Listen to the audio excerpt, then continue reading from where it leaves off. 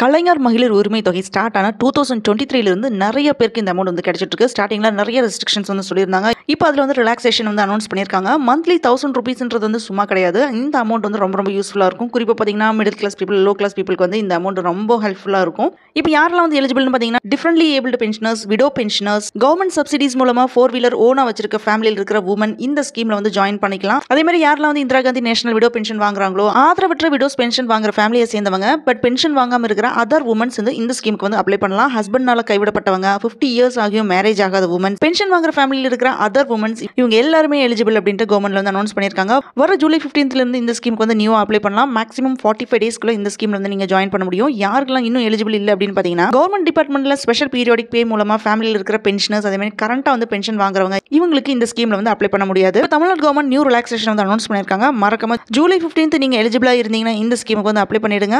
Thanks for watching this video. உங்களுக்கு இந்த video பிடிச்சதுனா லைக் பண்ணுங்க, ஷேர் பண்ணுங்க, சப்ஸ்கிரைப் பண்ணுங்க. See you all in the next video.